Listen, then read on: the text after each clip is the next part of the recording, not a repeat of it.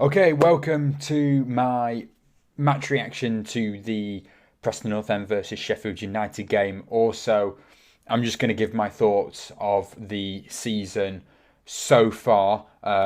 This was the final game before we go into a 2 week international break. 10 games in, Preston North End are currently sat in 15th place with 2 wins, 2 losses, and 6 draws, which it started off, pretty well, I suppose. I mean, we went on a run at 7 games to be precise without conceding a single goal. We got a couple of wins in there, and obviously the rest draws. And then we started to pick up defeats now. The final 3 games, 2 defeats. 1-0 defeat to Birmingham City, and then this game a 2-0 defeat to Sheffield United. And you could say, why are we so disappointed in a defeat to a team that are top of the table and have won like 3 games on the bounce now and have just been overall really good so far this season?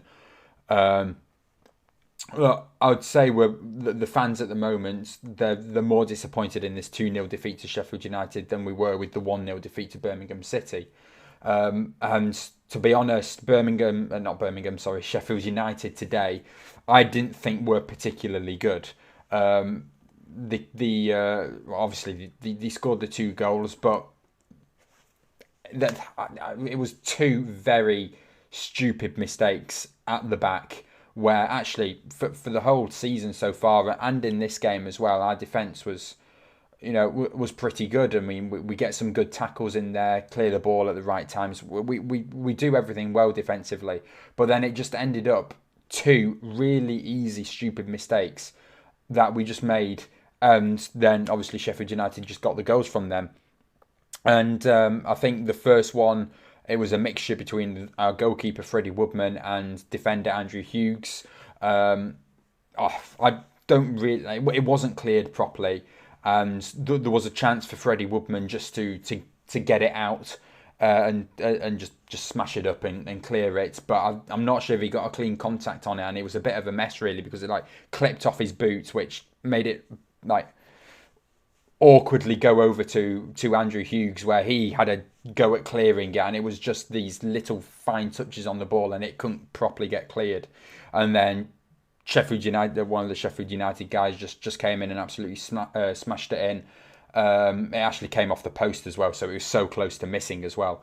That was the first goal, and the second goal was pretty poor. I think it was like Benjamin Whiteman or Andrew Hughes again. It was one of them two that it was.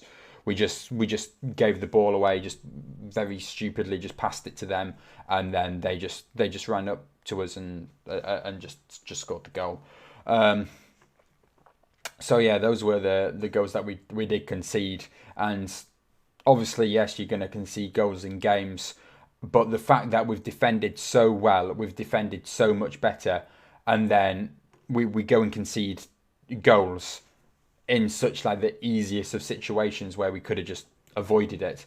But apart from that, obviously no goals scored again, and we had a few chances.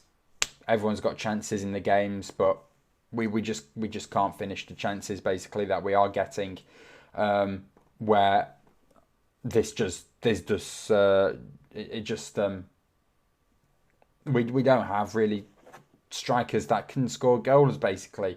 Where I don't know what it is, because obviously Emil Reese got 20 plus goals last season. We've brought in Troy Parrott on loan from Tottenham, and just he was poor today. He had a chance. He just takes too many touches, and he just loses the ball. The defenders will catch him up, win the ball off him, tackle him. He needs to just he had time to take a touch. You can still take your touch and shoot, but he's just not shooting and taking a billion touches, and it's just really poor. And I think what it looked like today, that the players, it was their first time playing with each other. I mean, Do they train on separate pitches? Were it was just a free for all in there. We had 11 pretty top quality players that all just looked solo out there. There was no actual plan. There was no like little special bits of play that's been worked on in the training grounds that excites fans, which comes to the point now of me just saying, do we actually have good quality players? Do we just have really bad players at this club? Or do we have actually good players that just can't be bothered to play? They've been in the Championship now for 5 years and they're just sick of the league. They're sick of the same old opponents and they just can't be bothered. Do we have a really bad manager? Ryan Lowe, such a young manager and so much quality and he's got a good future, but is he really that good?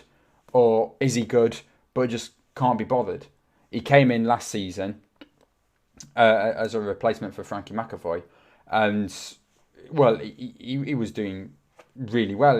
He was winning games. We smashed Middlesbrough 4-1 on the final day. We scored 3 against Barnsley the game before that, and now we just can't seem to score. We were, this fixture last time out, it ended in a 2-2 draw. We've got plenty of other games where we got 2-2 draws. I can't remember the names of the teams, but we've been 2-0. We were 2-0 down last season and came back so many times. It was, disappointing going 2 goals down at the start, but the fight to come back, there's just no fight there anymore.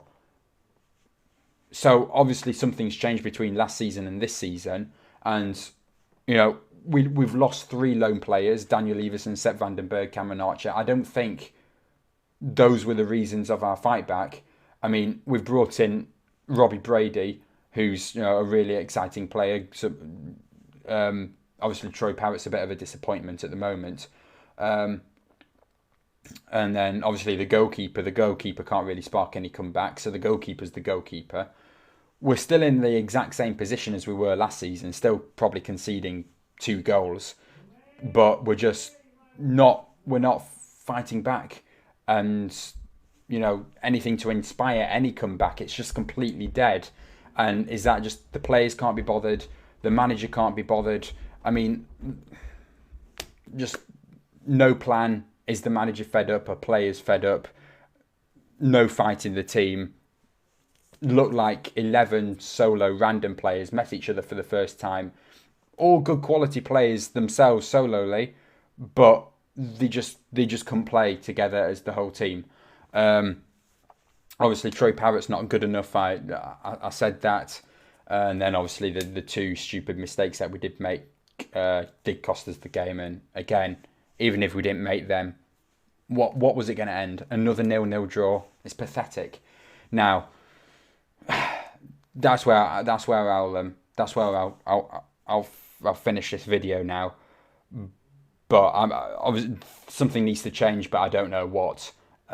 Those are the points that I am just gonna make, because to be honest, I would rather be in either a lower league like League One and League Two, but actually just enjoying some football, get a trophy, win a promotion back up, than to be stuck in the same old league, getting the same position, getting the same results over and over again with the same opposition. Like, it's just, I don't know. It's just, you can just easily predict these games now.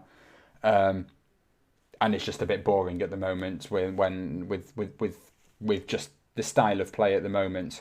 So either the manager's going to have to, start taking interest and,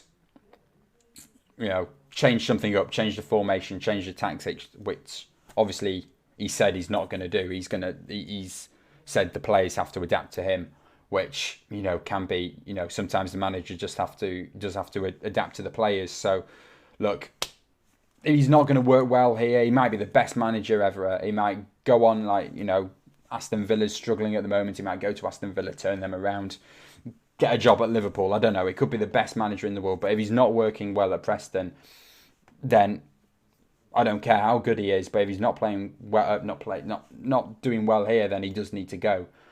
Now, I'm not want to get managers sacked, and I'm not calling for him to be sacked now. But we've got the international break now.